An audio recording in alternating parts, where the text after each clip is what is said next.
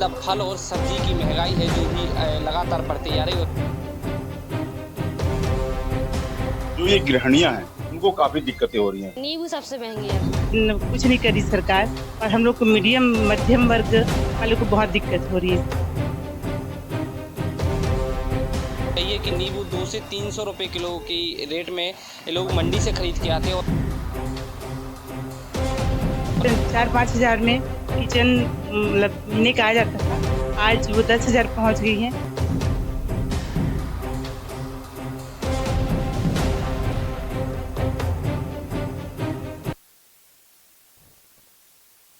नमस्कार, आप देख रहे हैं इंडिया न्यूज मध्य प्रदेश छत्तीसगढ़। मैं हूं आपके साथ मोनिका जायसवाल। अपनी इस खास पेशकश में आज हम बात करेंगे बढ़ती महंगाई के अर्थव्यवस्था की। आम आदमी को मार्च में महंगाई के मार्च पर झटका लगा है और खाने पीने के सामान से लेकर कपड़े और जूते तक सब चीजें महंगी हो चुकी है। 17 महीने के पीक पर हम पहुंच गए हैं। मंगलवार को जारी किए गए सरकारी आंकड़ों के मुताबिक कंज्यूमर प्राइम इंडेक्स यानी कि सीपीआई आधारित रिटेल महंगाई दर मार्च में बढ़कर 6.95% हो गई है। खाने पीने के सामान की महंगाई 5.85% से बढ़कर 7.68% हो गई है। ये लगातार तीसरा महीना है जब महंगाई दर आरबीआई की 6% की ऊपरी लिमिट पार कर रही है। फरवरी 2022 में रिटेल महंगाई दर 6.07% और जनवरी में 6.01% दर्ज थी। वहीं बढ़ती महंगाई से आम जनता त्रस्त है। बढ़ती महंगाई ने घरों का किचन का बजट बिगाड़ दिया है और लोग बार बार यही गुहार लगा रहे हैं कि सरकार कैसे भी कर इस महंगाई से निजात दिलाए।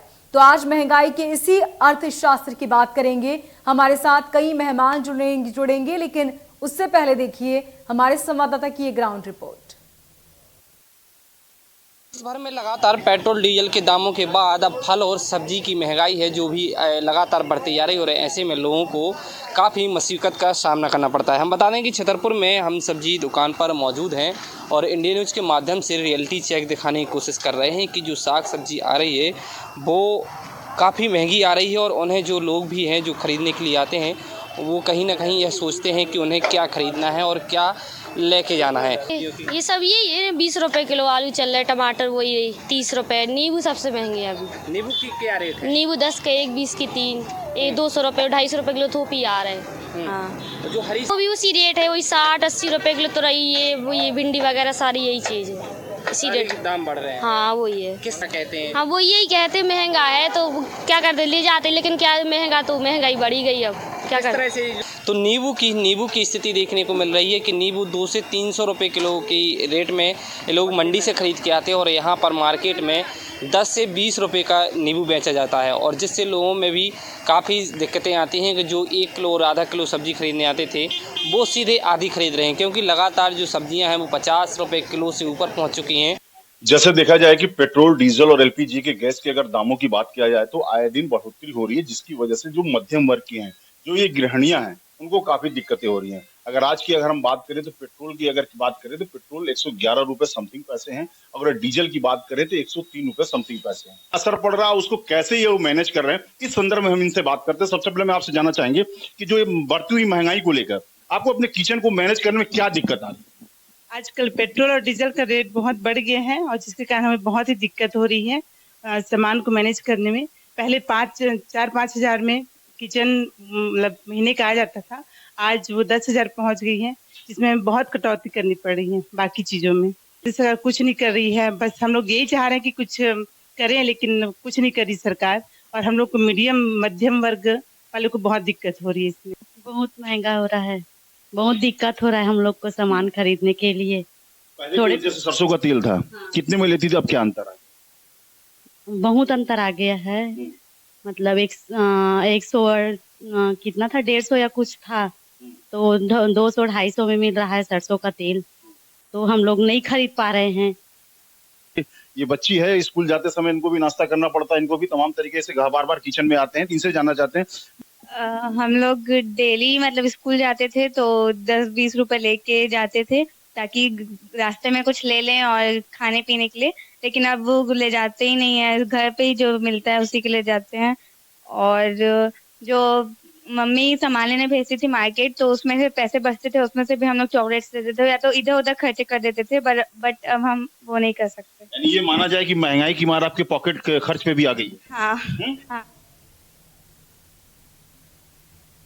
तो मार्च में खुदरा महंगाई दर थी 6.95%, खाने पीने के सामान की महंगाई 7.68% पर पहुंच चुकी है और खाने पीने के सामान 5.85% से बढ़कर आज 7.68% हो चुका है। लगातार तीसरे महीने महंगाई दर ऊपर पहुंचती जा रही है और 3 महीने से आरबीआई की 6% की ऊपर लिमिट क्रॉस कर चुकी है। और हमारे साथ खास मेहमान जुड़े हैं। सबसे पहले हमारे साथ जुड़ी हैं अलका रघुवंशी जी, जो गृहिणी और समाज सेवी हैं, नितेश गुप्ता जी जो अहिल्या चैम्बर ऑफ कॉमर्स से हैं, तो डॉक्टर केशव टेकाम जो सहायक प्राध्यापक अर्थशास्त्र से।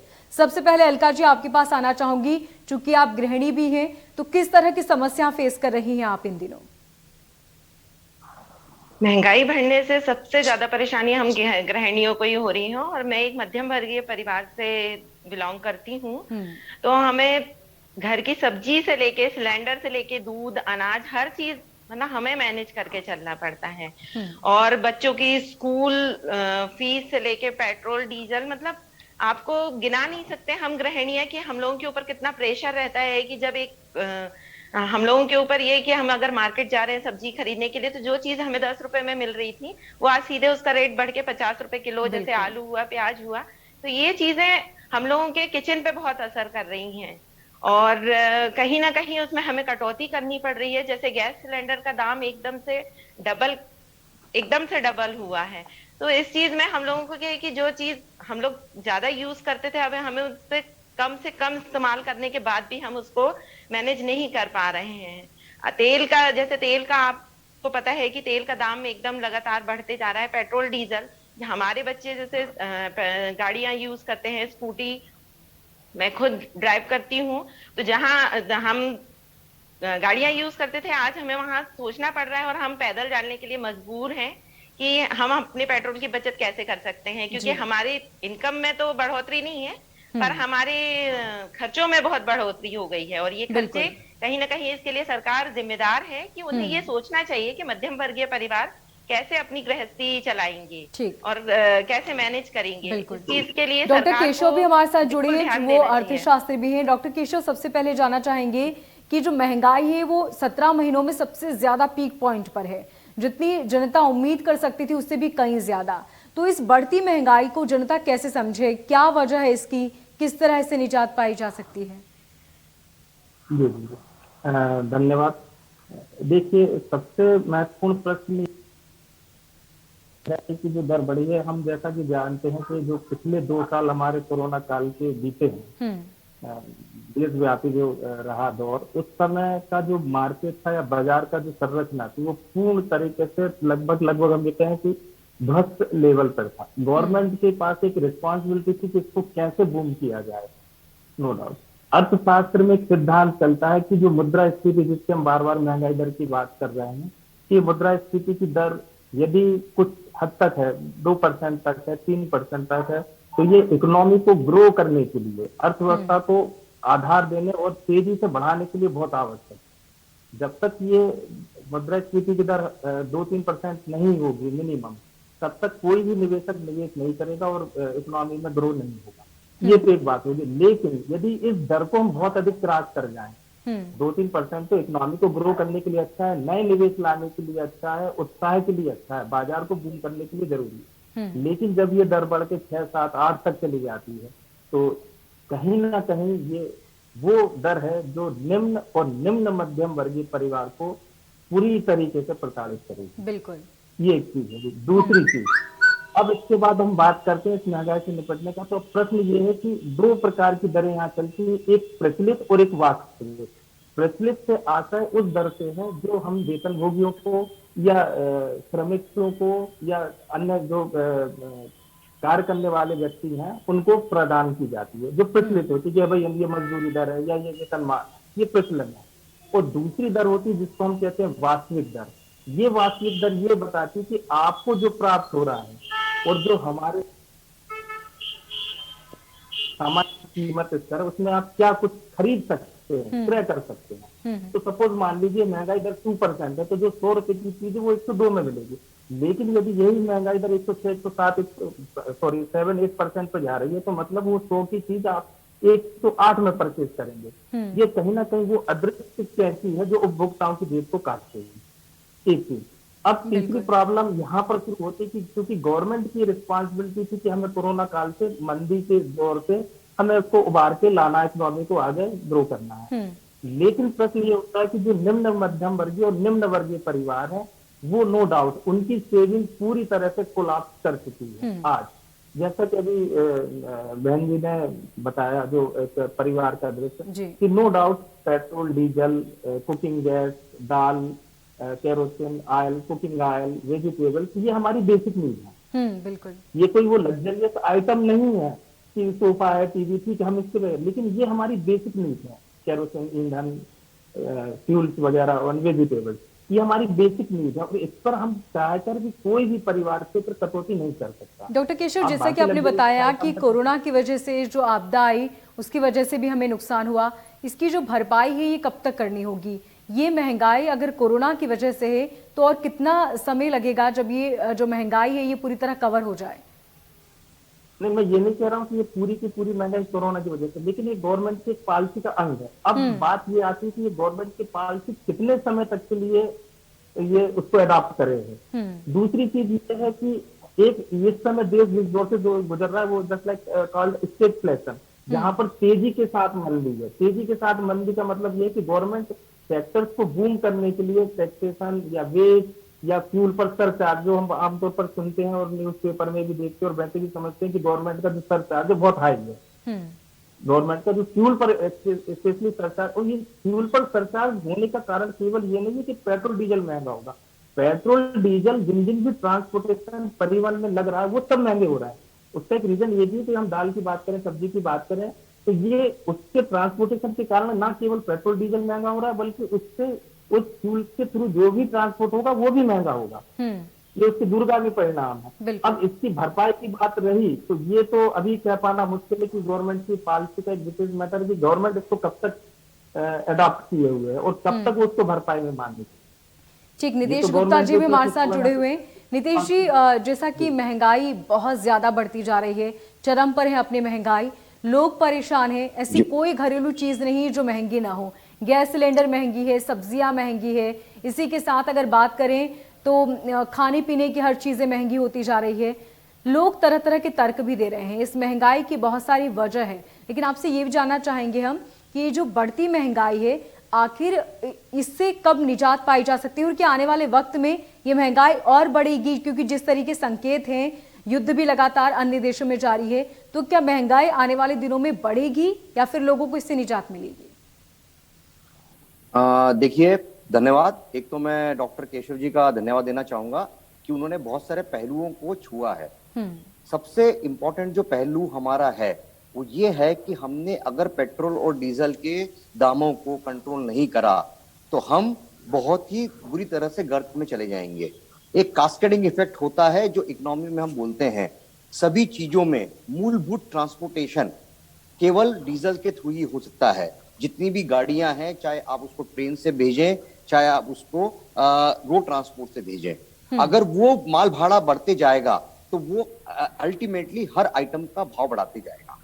दूसरी चीज, आपने जिस चीज को छुआ है वो है यूक्रेन रशिया का वॉर। आज की तारीख में आपने देखा होगा कि यूक्रेन और रशिया का जो वॉर है उसकी वजह से अनाज, खासकर गेहूं की शॉर्टेज ऑल ओवर वर्ल्ड में हो गई है। यूक्रेन बहुत सारा गेहूं एक्सपोर्ट करता था। आज हमारी सरकार ने क्या किया? हमारी सरकार ने एक्सपोर्ट, गेहूं का जो एक्सपोर्ट है उसको खुली तरह से चालू कर दिया है। आपने देखा होगा 16 रुपए का जो गेहूं है आज की तारीख में 26 से 28 रुपए किलो मिल रहा है। मध्यम वर्ग उस जो मूलभूत, आप सब्जियों तक मत जाइए, केवल गेहूं जो है 16 रुपए का गेहूं किलो आज आप 28 रुपए किलो का कर दिया है, तो सामने वाला मध्यम वर्ग कहां से खरीदेगा? बिल्कुल। आज अगर गेहूं महंगा हुआ है तो उससे दूसरे जो ध्यान रहते हैं उनके ऊपर भी बहुत बड़ा इफेक्ट पड़ता है। आज दूसरे धान की अगर मैं बात करूंगा और सब्जियों की बात करूंगा तो वो सभी चीजें एक दूसरे से जुड़ाव है। कोई आदमी गेहूं उत्पादन कर रहा है और कोई किसान दूसरी सब्जियां उत्पादन कर रहा है। तो आज उन सब लोगों ने अपना टारगेट गेहूं की तरफ कर दिया है। सब्जियों के उत्पादन में कमी रहेगी। अगर सब्जियों के उत्पादन में कमी होने लगेगी तो उससे अपने आप आपका भाव बढ़ते जाएंगे। नींबू का भाव बढ़ने का सिर्फ और सिर्फ एक ही कारण है कि आंध्र में उसकी फसल अच्छी नहीं हुई है। किंतु क्या पूरा का पूरा हिंदुस्तान एक ही स्टेट के लिए ही डिपेंडेंट रहेगा? हमें सरकार को ये नहीं सोचना है कि हमें एक एक कमोडिटी को कम करना है। सरकार को सिर्फ एक ही चीज समझना है कि किस तरह से हम इस पर्टिकुलर चीजों को डिस्ट्रीब्यूशन करें, अलग अलग कमोडिटीज को किस तरह से अलग अलग स्टेट्स में हम उसको मूलभूत सुविधाएं देकर उन्हें आगे बढ़ाएं। जैसे अलका जी ने कहा था कि आज हमारा गैस सिलेंडर डबल हो गया, पेट्रोल की वजह से उनके जो क्या बोलते हैं उसको पॉकेट मनी जो है बच्चों की वो बहुत बढ़ती गई है। तो उसका कारण क्या है? आज हम हर चीज में भाव बढ़ाते जा रहे हैं। अगर आप सेक्टर देखेंगे, मैन्युफैक्चरिंग सेक्टर देखेंगे, आप अपने नाम से कंस्ट्रक्शन सेक्टर देखेंगे, कंस्ट्रक्शन सेक्टर में करीब करीब 90% बढ़ोतरी हुई है भाव में।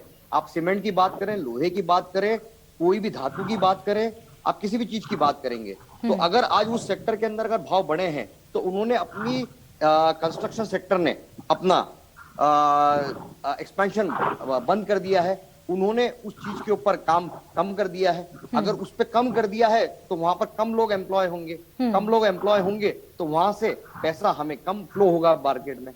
तो आपको एक चीज को हमको फिक्स नहीं करना है। अगर आपने केवल एक फिक्स करा है, केवल एक ही सेक्टर को, तो उससे फायदा नहीं होगा। गवर्नमेंट को बेसिक पॉइंट्स पे जाकर अपने पेट्रोल डीजल पे जाएं पहले, उसके बाद में हमारी रेगुलर रीयूजेबल आइटम्स के ऊपर जाएं और फिर उसके साथ साथ दूसरे सेक्टर्स को एक साथ लेके चलेंगे जब हमने काम करना का होगा। मेरा यह कहना है। डॉक्टर केशव, जैसा कि महंगाई लगातार बढ़ रही है और महंगाई इसलिए भी हमें बहुत ज्यादा लगती है क्योंकि अगर बात बेरोजगारी की करें तो वो भी बढ़ती जा रही है। आम आदमी की सैलरी उतनी ही है, इनकम उतनी ही है, लेकिन खर्च बहुत ज्यादा बढ़ चुके हैं। जी देखिए, इसका तो गवर्नमेंट की लायबिलिटीज बढ़ती जा रही हैं। गवर्नमेंट की लायबिलिटीज ये नहीं है कि केवल हमारे प्रति, गवर्नमेंट की लायबिलिटी खासतौर पर स्पेसिफिक वो जिसको हम below poverty line and APL अति गरीब निम्न गरीब वर्ग में जोड़ते हैं। गवर्नमेंट की जो लायबिलिटीज आप देखेंगे, 2 रुपए किलो गेहूं, 3 रुपए किलो चावल, जो BPL वाले कार्ड है उनको देना गवर्नमेंट की लायबिलिटीज में गवर्नमेंट ने ले लिया। इसके अलावा मध्याह्न भोजन, अन्य भी जो सुविधाएं हैं या देना, तो गवर्नमेंट को उसके लिए फंडिंग चाहिए। अब गवर्नमेंट के पास केवल और केवल एकमात्र जो रेवेन्यू जनरेट करने का सोर्स है आइदर टैक्सेशन या फिर डेप्ट। तो गवर्नमेंट कोई ऋण कितना लेगी, ये फॉरेन कंट्रीज और हमारे IMF, W बैंक या इंटरनल ऋण भी हो सकता है, लेकिन उसकी जो लायबिलिटीज है उसका इंटरेस्ट पे करना होता है। तो टैक्स सबसे अच्छा विकल्प होता है इसमें, चाहे हम उसको टैक्स के रूप में कहें या सरचार्ज के रूप में कहें। जैसे आप देखेंगे अपना पेट्रोल डीजल पर सबसे सरचार्ज चल रहा है या टैक्स चल रहा है। तो गवर्नमेंट की क्योंकि लायबिलिटीज बढ़ रही है। अब देखिए, ये क्योंकि लोक कल्याणकारी राज्य की स्थापना का संकल्प है, लोकतांत्रिक देश है, तो गवर्नमेंट की लायबिलिटीज है कि हम उस वर्ग को दे सकते हैं। लेकिन अब उस वर्ग को देने में ये ना हो कि हम एक नया BPL का वर्ग तैयार कर दें। अब ये गवर्नमेंट की पॉलिसी कब तक इस तरह की मॉडिफिकेशन लाएगी, ये कह पाना तो आज की डेट में मुश्किल है, क्योंकि ये गवर्नमेंट का राइट है या अधिकार है या उसकी पॉलिसी का मैटर है। लेकिन अभी फिलहाल तो मुझे मतलब जो इसके आधार पर हम प्रेडिक्ट कर सकते हैं कि निकट भविष्य में कम से कम इस तिमाही में तो संभावना कम दिख रही है कि एकदम कंट्रोल होगी, क्योंकि इस तरह की कंडीशन बनी हुई है इकोनॉमिकल और वर्ल्ड लेवल पर भी लायबिलिटीज को लेकर कि अभी जैसे आपने श्रीलंका का मामला देखा तो गवर्नमेंट ने वहां भी हेल्प की। वहां तो पेट्रोल डीजल की बहुत, केरोसिन की बहुत क्राइसिस आ गई। जैसे अभी आदरणीय सर जी ने, श्रीमान जी ने गेहूं की बात की। अब नो डाउट वही मैं उस गेहूं की बात कर रहा हूँ जिसकी प्राइस वो 16 रुपए कह रहे हैं। गवर्नमेंट एक विशेष वर्ग को, वो भी हमारा ही परिवार है क्योंकि भारत देश के निवासी है, 2 रुपए किलो गेहूं, 3 रुपए किलो चावल, मतलब आप ये सोचिए गवर्नमेंट की लायबिलिटी की गवर्नमेंट सोसाइटी के थ्रू वो गेहूं को 1912 आई थिंक समथिंग 2000 रुपीज अभी न्यूनतम समर्थन कीमत घोषित हुई है, 2000 रुपए क्विंटल में खरीद के और 200 रुपए क्विंटल में भी प्रोवाइड करेगा विद ट्रांसपोर्टेशन चार्ज। तो आप सोचिए गवर्नमेंट पर कितना भार है, ठीक है, फाइनेंशियली। अब उस फाइनेंशियल भार को कहीं ना कहीं तो करना है। तो अगले तिमाही में, एक तिमाही तो मुझे उम्मीद कम नजर आ रही है, नेक्स्ट तिमाही में भले ही मानसून तक और जो अगले प्रेडिक्शन होंगे अपने फोरकास्टिंग एग्रीकल्चर और हार्टिकल्चर को लेके, उसके बाद ही कुछ संभावना नजर आती है। ठीक है नितेश जी, आपके पास आना चाहूंगी। आपसे ये जानना चाहूंगी मैं कि जिस तरीके से चीज़ें नज़र आ रही हैं, कई ऐसी चीज़ें हैं जिनकी डिमांड अभी ज़्यादा है, इसलिए उनके रेट भी ज़्यादा हो चुके हैं, लेकिन आम जनता को उनकी इतनी ज़रूरत नहीं है। जैसे कि नींबू या बहुत सारी ऐसी चीज़ें, अगर पेट्रोल महंगा हो गया है तो ज़्यादा से ज़्यादा हम साइकिल से चले जाएंगे, लेकिन रसोई गैस के बिना, सब्जियों के बिना हम जिंदा ही नहीं रह सकते। ये ऐसी चीज़ें हैं कि इसकी ज़रूरत सबको है, चाहे वो अति मध्यम परिवार हो, मध्यम परिवार हो या फिर स्टैंडर्ड, सबको इसकी ज़रूरत है।